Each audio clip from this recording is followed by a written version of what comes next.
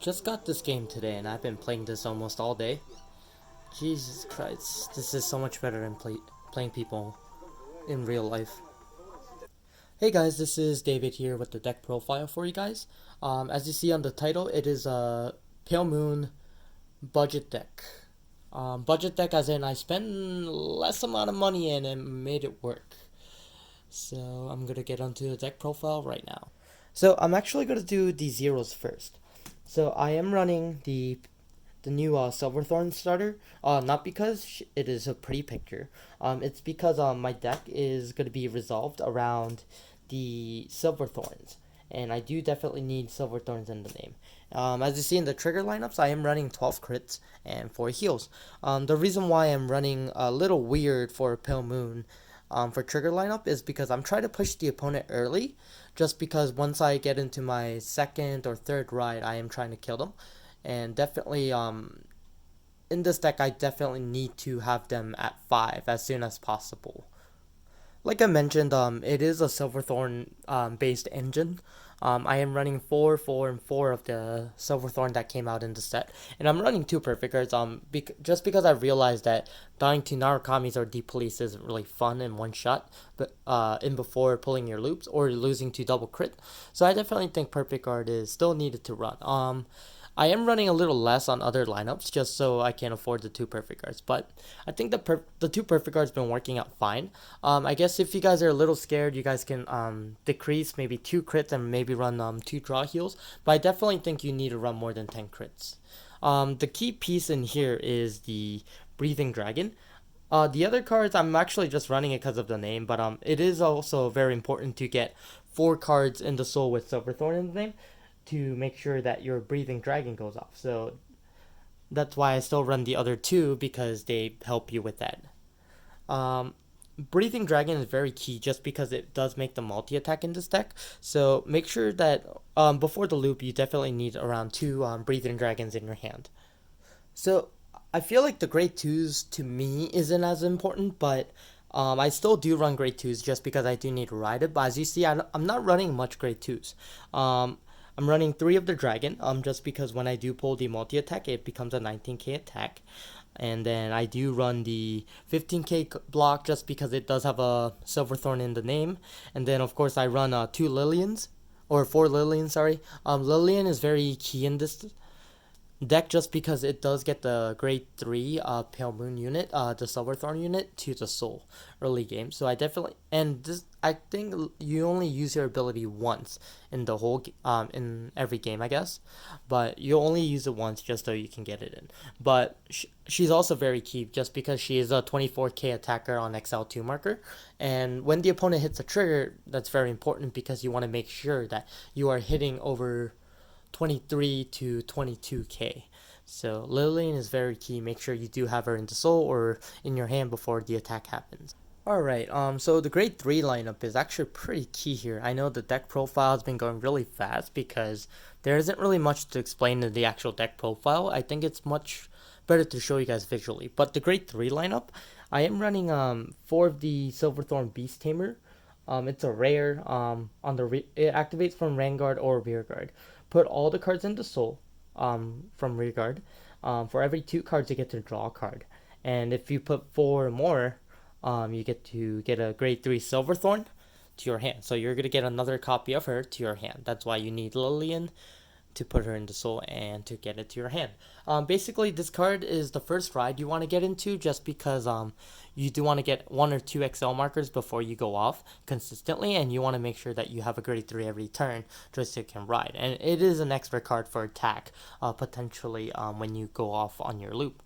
Because if you put 4 cards back, with this card it should be 3 cards, so you're only losing 1 card out of your rear guards, which is pretty key here. So, because number of cards in your hand is very important.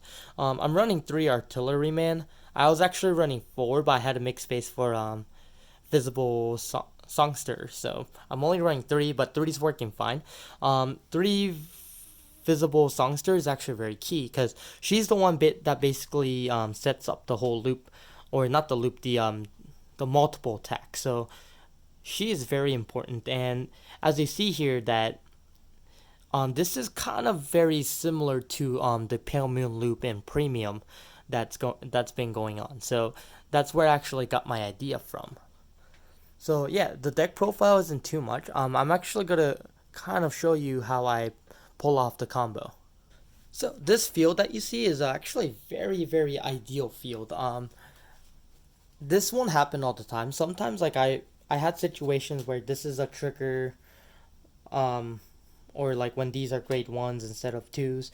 But like I said, this is like a very just the best way to show you that how it works. So yeah, these units here can be anything, but these units have to be Silverthorn, and that you do want to have at least one artillery man on the board, because that artillery man is the one that really pushes for damage here. So you definitely want to have some, and the ideal counterblast that you want to have is about 4. Let's say you use one because of her ability. Alright, so starting off with the attack. Usually, if they're at 4 damage, you want to make sure that you're attacking with the lowest column first. Pretty basic. But let's say they're at 5, so it doesn't really matter what you attack with. Because actually, if you're running 12 crits, that actually happens really often because you accidentally trigger them and they're at 5. So you're going to attack with the lowest number, which is 13k. So I guess they're going to block. I'll be honest, most people are dead by the 3rd or 4th attack, but I'm gonna attack, and then you're gonna go off with the first one. So this is attack number 3. This is about 16k. It's a 5k guard. They'll block it. End of turn, you're gonna activate Breathing Dragon skill, Counterblast 1. Put a card into Soul. And you can call Silverthorn out, so you're gonna make sure that you call a Silverthorn unit. Luckily, I actually had some of these inside, just so it's much easier to show you how busted this card that can be. And then once you get Breathing Dragon skill off, you're gonna get her skill.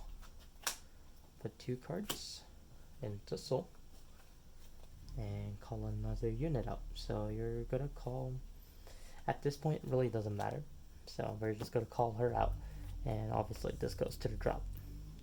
So that's 3, 4, 5. This gets plus 10. 4, 5, 6. Skill.